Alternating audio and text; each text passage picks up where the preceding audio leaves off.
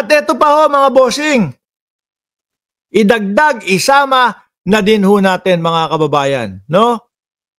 Di ba yung mga DDS, sigaw ng sigaw, tsaka yung INC, sigaw sila ng sigaw na i-ano daw po, i-live stream yung ICI, ipakita sa madlang people yung ICI, no? Maging transparent yung ICI. Ngayon, eto na ho, imbitado si Pulong Duterte at imbitado ho si Sandro Marcos, mga bossing, sa ICI. Si Pulong, putragis na to, manaksa ka na lang, Pulong. mukhang yan lang ang alam ni Pulong Duterte, manaksak ho, mga boss. Bakit? Ano ang balita dito? Naduwag, natakot. Naduwag, natakot si Pulong Duterte. December 4, nagdahilan si Pulong Duterte. The ICI appears without power nor jurisdiction over me. Ano yan? Kabado naman pala. Hindi makapunta. Bakit kaya? Sa tingin nyo, bakit kaya hindi makapunta si Congressman Pulong Duterte? Ano? Kasi kapag kaganyan, kung ikaw wala kang tinatago, tara punta tayo. Resource person naman ako, hindi naman ikaw akusado Di ba? Resource person, hindi naman ikaw yung akusado. At lika, punta tayo nang makatulong tayo doon sa ginagawang investigasyon, doon sa mga flood control, etc. Pero wala, no show. It is a continuing political propaganda. Nasaan doon ang political propaganda at harassment against our family? Inimbitahan kayo, hindi para sinabi, ito si Pulong Duterte, isa sa akusado kasi titignan namin yung 51 billion na pondo niya kung saan napunta. Hindi ganon, Pulongski. No? Kaya ka iniimbitahan bilang resource person. Takot. Puro mga yabang. Puro mga salita, mga kababayan. At hindi lang ako ang nakaisip o nakapansin ng ganun, mga bossing Bakit to? Ayan, sabi, hindi siya akusado ng ICI. Iniimbitahan lang siya para tumistigo. Kung may nalalaman siya, i-share niya sa ICI. Yung ganitong umasta, mukhang may tinatago. No? Talaga naman ganyan ang mangyayari dyan. Ganyan ang iisipin ng mga kapwa natin Pilipino dyan. Nakabado, takot. Ito pong si Pulong Duterte, mga bossing. Diba? Baka umabot, baka mapunta yung usapan sa kanya. Yari naman talaga. Sabi ni Ann Berengel, harassment daw against sa family ni Kong Pulong. Binabaliktad mo. Gawain ng mga Duterte yan. Correct.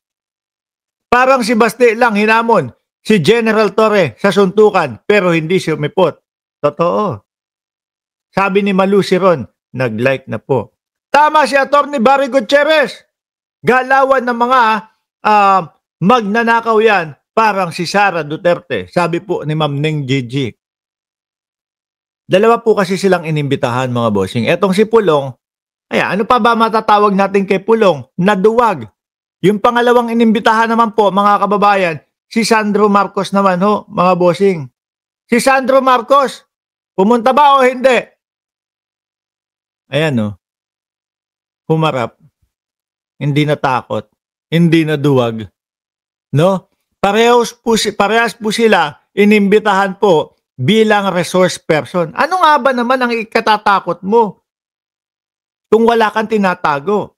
Look, House of Representative Majority Leader and Ilocos Norte Representative Ferdinand Alexander Marcos, faces the Independent Commission for Infrastructure and requested an executive session which the ICI granted. Pero humarap, pumunta. Siguro pwede ka naman humingi, baka pwede, as Pulong Duterte, executive session na lang din po ako. Takot po ako kasi, Baka mag-grant naman, Pulong. Kaya sayang, pinapakita ninyo na pag-atras, pagkatakot, kabado. Mas lalong iisipin ng mamamayang Pilipino na duwag kayo. Biruin mo, dating Pangulong Duterte, ay sipain ko pa yung yung ICC na yan eh. O nung inaaresto na, wala, ayaw sumama. Di ba?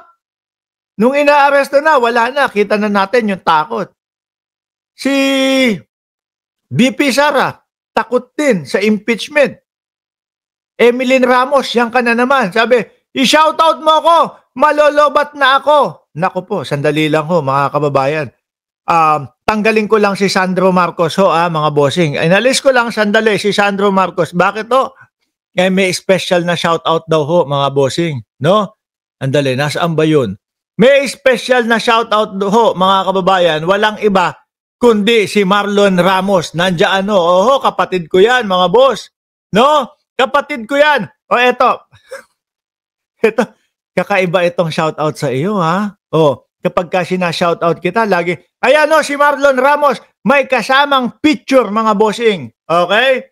Dati pong Duterte supporter, ayan, kitang-kita nyo naman o, pati yung sasakyan.